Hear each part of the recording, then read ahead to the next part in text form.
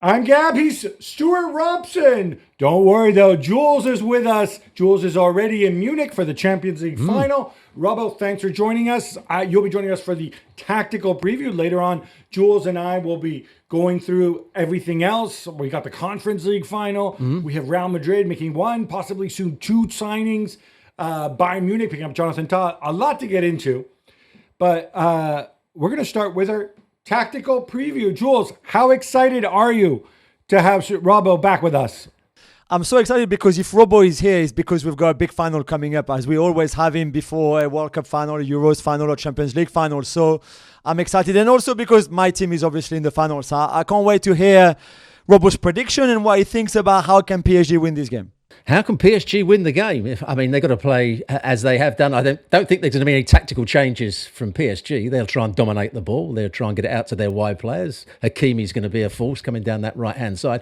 I think all the tactics have to come from Inter Milan because I think PSG know exactly how they want to play, when they want to keep the ball, how they want to dominate the midfield area, and how they want to use their pace in the front areas. It's all about the way Inter are going to cope with that. So certainly we know Luis Enrique tends to adjust his style of play much less than Simone Inzaghi, who's much more pragmatic and can beat you in different ways. I want to start with the Paris Saint-Germain attack against the Inter defense. Ousmane Dembele's playing up front. He is not a traditional center forward. No. You expect a lot more movement. When you've got three center backs, what do you have to tell your three center backs to do when they're playing one guy who's going to move around a lot and he's a real center forward? Well, the problem that Inter have is not the 1 versus 3. The problem is that they're going to just concede space elsewhere on the field. If you've got 3 defenders marking 1 centre forward, it means you're going to be outnumbered in other areas. And that's where Inzaghi has been brilliant in the past. He did it against Man City in the previous final a couple of years ago, when Bastoni will come out at times and go into midfield and press the ball and leave them 2 versus 1. And on the other side, whoever's Bisek or who plays there, or De Vrij who's going to play there, he would have to do the same. Acerbi would be the one player that will just stay in his position and be the main centre half. But if you're talking about Dembele's pace against Acerbi, that's going to be a problem. Many people have thought that in the past. On the flip side, Robbo, Inter's attack against Paris Saint-Germain's defense, because you have 2 center backs there in Marquinhos and Pacho, essentially lining up against 2 center forwards in Thuram and Lautaro Martinez, who we believe both are going to be fit. Well, this goes back to Conte's time at Inter, where he played with 2 up front, and they do it very well. They link up with each other. When the ball comes into Lautaro Martinez, his first thought is, where can I actually get it round the corner to Thuram, or can I play Thuram in? When it goes into Thuram, he's looking for Lautaro Martinez. And I think they're at their best when they're looking to switch the play through the front areas, rather than switching it round the back or switching it through midfield. See how many times Di Marco or Bastoni play the ball into one of the centre forwards, who sets it up for the other, and the next pass is out to Dumfries out on the right-hand side, or through Barella to get it out to Dumfries. So those front 2 are going to be absolutely key. Those little 1-2s in and around the box, their movement when the ball goes into wide area, they're very clever. We saw that against Bayern when they worked brilliantly together. So that's going to be the difficult thing for PSG, coping with those 2 to stop them switching play, but also linking up with each other. Jules, are you worried that you got your 2 center backs are going to be left 2-on-2? Yeah, a little bit. I'm not so worried about... tactically, I think it'd be quite a fascinating battle. I'm just worried about the experience that this Inter Milan team have, because they were there 2 years ago with a very similar squad. There's a few changes, but 8 players, I think, that started the final will start again this final, or 7 or 8. I think they are very Italian in the savoir-faire that they have. I know they conceded loads of goals against Barcelona, but they were also very efficient attacking-wise, because they scored 7 out of 9 shots on target. And it's typically a team that can make no mistakes over 90 minutes, whereas PSG are young, they are still inexperienced at that kind of level. And I think set pieces will also be a big key, and Inter are very good on set pieces and PSG are not. Inter definitely have the size advantage on set pieces. Those who are watching us on TV, this segment's about to end, so we'll get into it in a much, much more granular way. But before we do that, quick whip round. People love predictions. I don't. But Robbo, we'll start with you. Just give me a score prediction. 2-1 to PSG. Jules? And the heart says 2-1 PSG. The head probably says 1-0 Inter Milan, a set piece with loads of regrets for Paris. Nice hedge there. I'm going to say 2-0 to Inter, but we're going to get into this far more on the Gab and Juls podcast. All right, let's pick this up just by going over some late team news that we may have. Now, Inter are in a position where, as we know, they're an older team. They've got players coming off of injury, both Lautaro and Marcos Thuram. However, they haven't actually played in several weeks. So the thinking is that they're going to be fit and it's going to be their best 11. And we're going to amuse ourselves with a little, I'm going to impromptu combined 11. That's coming later. So put that in the back of your mind. Yeah.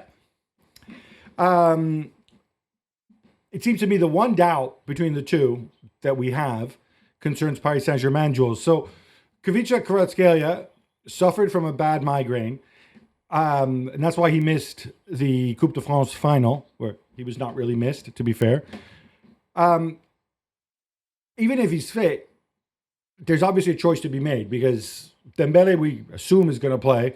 So there's two places between Doué, Barcola, and Khvicha. What's the latest on that? Do we think he's fit? And is there a fear that with migraines, they can kind of always come back, right? Yeah, it's a good question. But they don't seem too worried at the club. He trained normally they were off Sunday, Monday. He trained normally on Tuesday and Wednesday and Thursday. So they don't see any problems there. He will start on the left-hand side. He's a guaranteed starter like Dembele. So then the only question mark really that we have is who's going to be picked to play on the right wing, whether it be Doué and Barcola. And very logically, he depends so far in the Champions League, especially over the style of the opposition. If it was a very low block, then Luis Enrique tended to go for Doué, who's so good in tight spaces and has incredible control of the ball. And if it was a team that was going to come at PSG a bit more, then it was Barcola just for that space and utilize the space. So away at Villa, away at Liverpool against team that you knew would play. And for tomorrow, I guess for Inter, I don't know what Robo thinks, probably a bit more in between because I don't think they will sit super deep and just wait for PSG to come at them. They will come out a bit. So there will be a bit of space for Barcola, for example. There will also be a block in front of Desiré Doué too. So I think he would choose Doué, but I think both players have a shot really at being picked.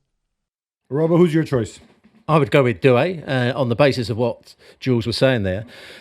I think Inter will sit quite deep because they haven't got the legs in midfield to really go and press the ball. And you can't press the ball if you play with a back five and three central midfield players and two up front. You can't get into the wider. So PSG will always have an easy pass out to their fullbacks, which means they have to then drop deeper.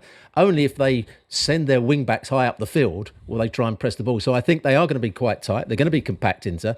And for that reason, Doué, who's much better in those tighter areas and good at going past people and can, buy himself a little bit of space, I think he'll play out on the right-hand side.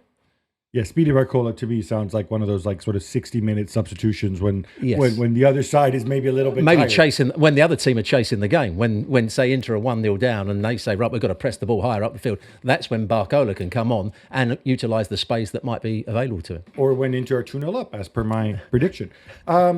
Jules, I want to ask you, Paris Saint-Germain, Nasser Khalifi has paid for, reportedly, the travel of every single Paris Saint-Germain employee. That's more than 600 people, plus a host of former Paris Saint-Germain players. I don't know if Zlatan is one of them, but I'm sure if Zlatan asked for a ticket, I'm sure he would sort him out. Is there anybody left at the Parc des Princes? Is this a good time to break into the Parc des Princes and have a kickabout?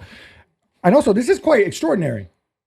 Yeah, I mean, the Parc des Princes, you won't be able to because there will be people on the pitch watching on the big screens there. They expect 46,000 people at the stadium to watch the final. Some of the people who could not get tickets. We know that the two clubs got, I think, 18,000 each for their fans. And then the club obviously used some of that for the guests and everything. The only slight controversy about what Nasser Al-Khelaifi has done is that, as you said, Gabby, it's all the PSG employees, which includes PSG Judo and PSG Handball, because they're also part of the same club.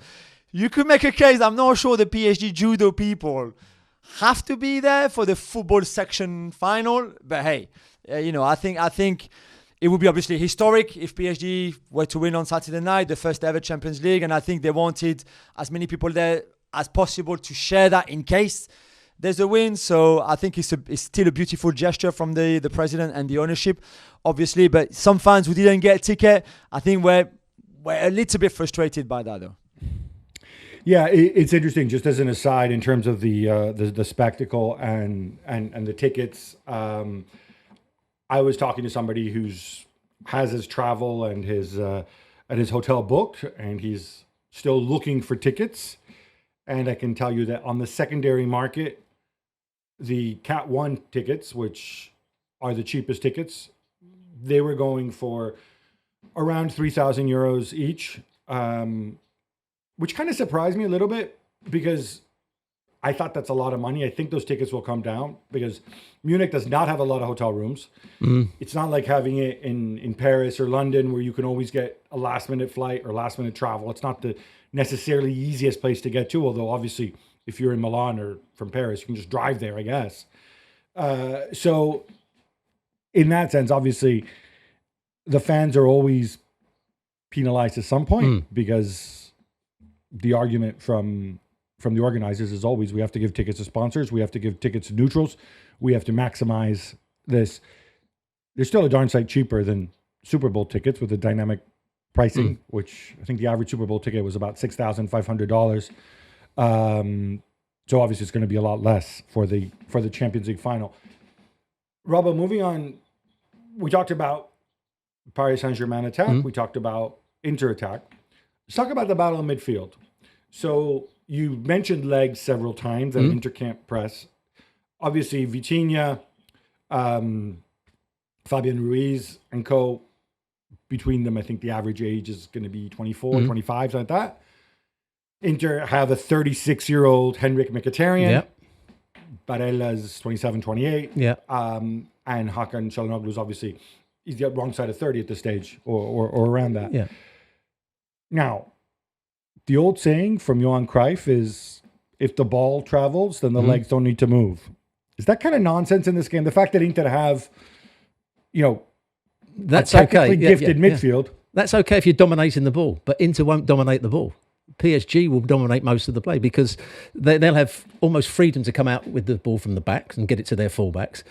The only way that Inter cannot play a possession game against them. I don't think so, no, because they haven't got the legs to win the ball back early enough. If you talk about possession football, you have to win the ball back to play possession football. And I think whenever PSG get the ball, Inter will not drop right back to their penalty box, but they will shuffle across the field. They will try and force PSG to play into the wide areas rather than play through them. But they can't actually go and press the ball. Mkhitaryan, if you ever watch him play now, he drifts across the field and he hopes that it goes out to a wide area and he goes on an angle where he just slows people down. Çalhanoğlu won't actually come out and press the ball. He'll sit and stop balls being played into the front player. So again, you've got a lot of players defending against one centre forward, Dembele. And Barella, as good a player as he is, and he likes to get tight, he likes to get tackles in, he can't do so because the players around him won't follow him. So I think it's a case of they have to force them into one area and then defend really well in that area. Lock PSG down one side of the field. That's the way they've got to defend. And when they get the ball, they've got to use their skill and their ability on the ball to hit those big diagonals out to Dumfries and Di Marco, who will be, along with the front two, the most important attacking players. We won't see Barella get forward that often. We won't see Mkhitaryan drive into the box. We won't see Çalhanoğlu rate runs beyond anybody. They're going to be solid and make sure that the wing backs get forward at times and the front two have to link up with each other. They're so important to the way Inter play. So sometimes, I know you talked about how difficult it's going to be for Inter to win the ball back, but sometimes they will get the ball back. Yeah. And at that point, there's a decision to be made in terms of the quick out to one of the wing backs or into the front two. Maybe see if you can exploit a defensive error from the two center backs of Paris Saint-Germain. Or the alternative is, let's keep the ball a little bit. Let's make them chase us. Maybe a foul, maybe a mistake. If Inter were looking for the perfect display, go back 2 rounds ago when they played the first half against Bayern in Munich in this stadium. They were outstanding. At times they kept the ball and they played around the pressure without actually playing it forward that often, but they kept buying, trying to chase the ball, and they kept good possession. They went back to the goalkeeper at times. Donnarumma switched the play. The two centre-halves were confident on the ball. There was a lot of rotation in midfield. It was when they won the ball back in deep areas, that's when they try and hit the opposition on the counter-attack. And they did it for the first goal. Remember that brilliant finish by Lautaro Martinez after Thuram played the ball back to him. It was actually Augusto that went down the left-hand side. So when they win the ball back in deep areas, they will try and attack quicker. When they win the ball on the halfway line, that's when they'll probably just try and keep the ball and just delay a little bit and have a bit of possession, and then try and make PSG come after it. So, that's, I think, how Inter will play. The opposite to what many teams will play. Most teams go and press the ball and win and then break quickly. Right. I think Inter will do the opposite. We touched upon this before with Inter's front two against the two centre-backs, Jules, and I'm going to chuck this to you, Jules, as well, after Robbo's answer. How does that, when you have that situation, when you've got two centre-backs against two centre-forwards, how does that impact the midfield? Because your centre-backs obviously can't step in. Mm-hmm. You lose perhaps one wide outlet because one of the fullbacks, you can't have both fullbacks forward at the same time. Does one of the midfielders, when you're in possession, do they necessarily need to, be more conservative, almost become a third centre backs? The salida volpiana, if you remember that. Yeah, I think that PSG, when they have possession, will almost go to a three, and one of the, as you said, one of the fullbacks will go that little bit higher, so it's 3 versus 2. So they lose the out on one side. They lose the out on one side, high up the field. Right. But they're so quick, they can soon get into forward positions anyway. I think that the key is the two centre halves have got to win balls that are played in from distance on Thuram, but without fouling and without letting him turn them.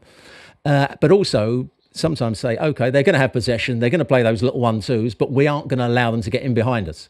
And they've got to be wary, because the biggest threat, in my view, from Inter, whenever I see them play, is the ball from Bastoni and Di Marco into the front players. They combine, and suddenly the switcher plays on to Dumfries, who realises that's what they're looking for, and that's when PSG will be in trouble.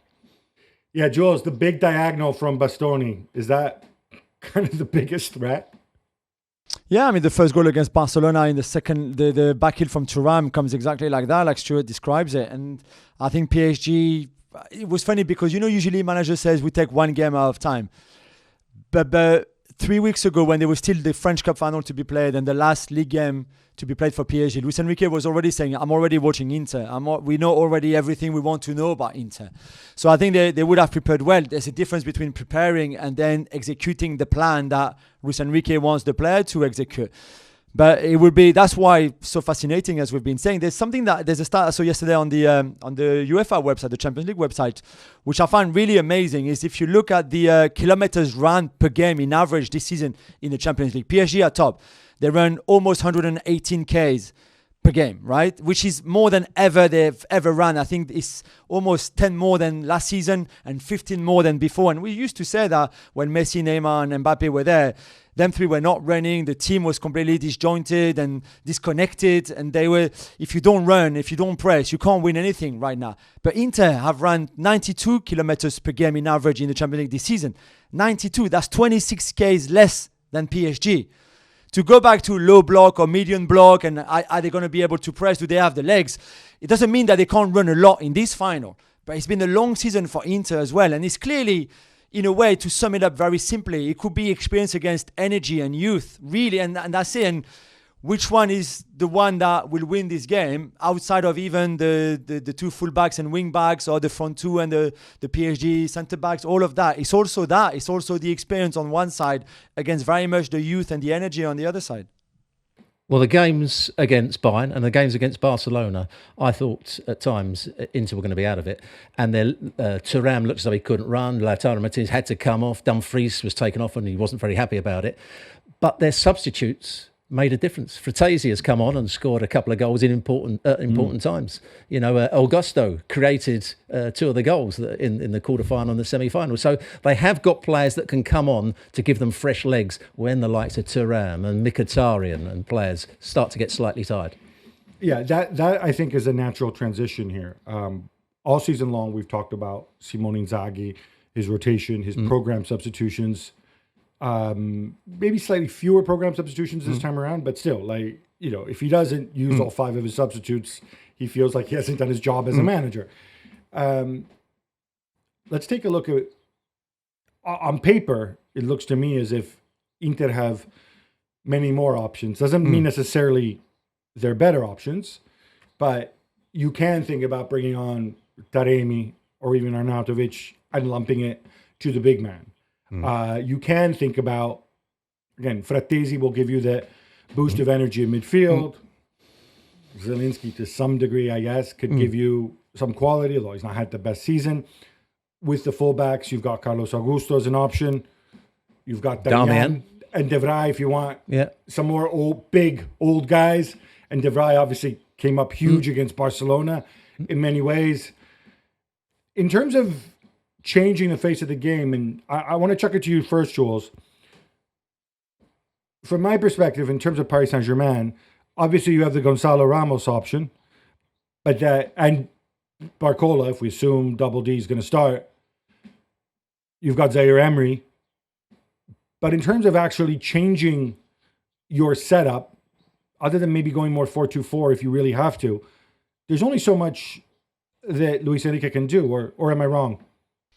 No, I think he's got loads of options that he can bring in Lucas Hernandez, for example, to be a proper back 3 with Pacho and Marquinhos, and then you can push Nuno Men, you can push further forward if you want with Kvaratskhelia or with Barcola.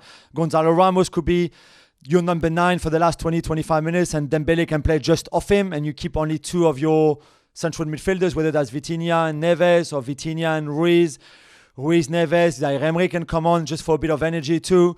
So I think you can. There's a lot of things that Luis Enrique can do and has done before. But the thing is, PSG have, apart from the Aston Villa game where he got the second leg when he got a little bit stressful for them towards the end, but they've always quite been in control. Not in control of 90 minutes, that's impossible, but quite good at managing games and rhythm and pace of it and all of that. So he's never really had that thing to do what Inzaghi had to do, for example, against Barcelona in that second leg, where they were really under pressure, that they somehow miraculously went into extra time and then find something there that Frattesi offered. So it's slightly different from his point of view. But if PSG were behind, then he will have to find something. And I think he will have at least the options. I'm not sure if they will be successful, but he will have the options. The 2 times that I saw PSG struggle was the first 25 minutes against Arsenal in the second semi-final, when Arsenal went, right, we're going to press you, we're not going to let you come out. And for that first 25 minutes, it didn't look as though PSG knew how to change their game. So it caused them a problem. Then Arsenal ran out of steam. They scored the goal, of course, PSG, which changed everything.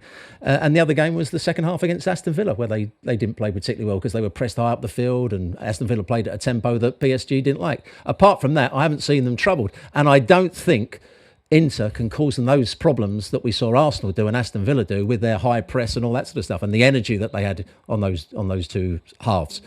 So I'm not sure that Enrique is going to have to change too many things during the game. I think his starting 11, his best 11, will be good enough to cope with most things that are thrown at him. The more you guys talk, the more I get the impression this game will be decided by either a moment of individual skill or more likely a mistake that could be caused through inexperience or a mistake that could be caused through fatigue. So obviously the latter would presumably favor Paris Saint-Germain. The former would presumably favor Inter. All right, let's end this with our combined 11 game. Do we want to go 4-4-2 or 4-3-3, Jules, for a combined 11? It depends. The 4-3-3 is a disadvantage for Inter and the way they play, obviously, but better for PSG. And the 4-4-2 is probably a little bit of the other way around. So it's up to you. All right, let's go 4-3-3. You're allowed to put Thuram as a winger if you want to have him in your lineup.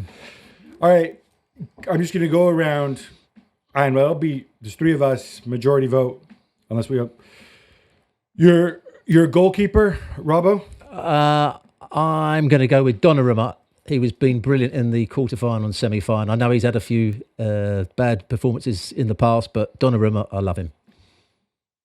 Jules? Yeah, same for me. Yeah, I'm not going to argue with that. Gigio Donnarumma is your goalkeeper. Your right back, who can also be your right wing back, Robbo? I'm going to go with the player that I think will have the biggest influence, Hakimi, at right back. Jules? Yeah, I think so. I think he's the best right back in the world right now in terms of consistency, everything that he brings, the energy, the output with the ball, without the ball, and defensively, he's still not perfect, and I don't think he will ever be perfect. He's one of those modern fullbacks, but he's been outstanding really this season, and especially in 2025. All right, I'd be outvoted anyway, but I'm going to go with Hakimi as well. Although I do say Denzel Dumfries says hi, and I can see him at the end of the game saying, "I am the real Double D, not the Desiree fraud. Respect on my name." All right, center backs. You can pick 2 center backs, Robbo. For experience and what he's done in the past, and he's still a good player, Marquinhos and Bastoni are going to be my 2 centre halves. Jules. I think the best 2 for me really is Pacho and Bastoni. If you don't want 2 left-footed, which I can understand really, and as much as I love the Acerbi story and fighting and beating cancer and the goal against Barcelona in that second leg, I think we can go for Bastoni and Marquinhos, like Robo said. Marquinhos hasn't been great this year, but he is one of my all-time favorite Brazilian players, so I'm going to go with Marquinhos as well. Left back, this is where it becomes maybe a little bit more Did you interesting. go with Bastoni, though? You didn't mention Bastoni. You going with Bastoni? I didn't even think that's up for debate. Okay. So Well, you guys had 2 in there. Bastoni's obvious. I'm going to go for left back Mendes. I think he's been outstanding in the games that I've seen this season. Rather than put DiMarco in there or Augusto in there, I'm going to put Mendes in there. Jules? Yeah, I know you love DiMarco, Gab. I love DiMarco too, but I think Nuno Mendes is just, when you think that what he did against Salah and Saka and in general, for somebody who for the first half of the season was a bit frustrated because he was very much a third centre forward, and Luis Enrique just waited to give him a bit more freedom like we've seen in 2025. I think this calendar year, he's been exceptional. All right, I'm going to go with Fede Di Marco. You know, all this is great. It's still football. You still got to be able to play, right? Yeah. I appreciate you're strong and fast, and you did a great defensive job against Saka and Salah, and he did. But guess what? Saka and Salah ain't out there. You won't be covering out in wide areas, bro. You're going to have to help your 2 center backs against the mighty Tula. And let's see how that goes. Somebody's got to G up Inter here. You guys are going all PSG. All right. Central midfield. You can pick 3 here. Now think carefully. Robbo? I'm going to go with what I would say the only true holding midfield. Well, I still don't think he's a true holding midfield player, but I'm going to go with Chananolu as the deepest. I'm going to go with Barella and Vitinha. Ooh, interesting there. All right. Jules, who are your 3? I'll have 2 like Robo, Çalhanoğlu and Vitinha. I think no-brainers, but then I go for João Neves. I just think at his age, 20 years old, with the football IQ that he has, the activity, the energy, the resilience, the intensity, I just think he's been sensational. But I love Barella. He's a different player to João Neves, but I think in a team, any manager, any team would love a João Neves in their team. Okay, we have a problem because my 3 are Barella, João Neves, and Vitinha. Actually, we don't have a problem. So Vitinha's in there. So too Barella. And so too is Barella. And Çalhanoğlu and João Neves both have 2 votes. So I guess they can share the position. All right, you guys are both in there. I bet they're all listening to this. It's like, yes, I made it into the Gab Juls combined 11. So they both get a half there. Your 2 wingers. Well, I'm going to go with Kvaratskhelia, if that's how you quite pronounce his name, and I'm going to go with Dembele on the other wing. You can't play him on the wing. He's playing center forward. I'm playing him on the wing. All right, Jules, fix this. Yeah, same with Robo, because you have to have Lautaro in there. No, there's no way you cannot have Dembele as a 9 and not Lautaro. You can't Dembele in this team either. So I think for me, Kvaratskhelia, Dembele wide, and again, Dembele can come inside, can have a bit of freedom, and Lautaro as your number 9. That's a hell of a front 3. All right. So I will now read out the official Gab and Juls combined 11 of the 2024-25 UEFA Champions League final. In goal, Gigio Donnarumma. Across the back, it's Achraf Hakimi, Alessandro Bastoni, Marquinhos, and Nuno Mendes. Midfield, Nicolo Barella. Vitinha, little Vitinha, as we like to call him. And then the third choice is it's a dead tie between Hakan Çalhanoğlu and João Neves. Up front, Kvaratskhelia, Lautaro, and Dembele. So by my count, there are 1, 2, 3.5 Inter players in this team, which is interesting because I think 2 years ago when we did City, who were on their way to winning everything, and Inter, I think we managed to sneak 4 Inter players in there. But there you go. You may agree. You may disagree.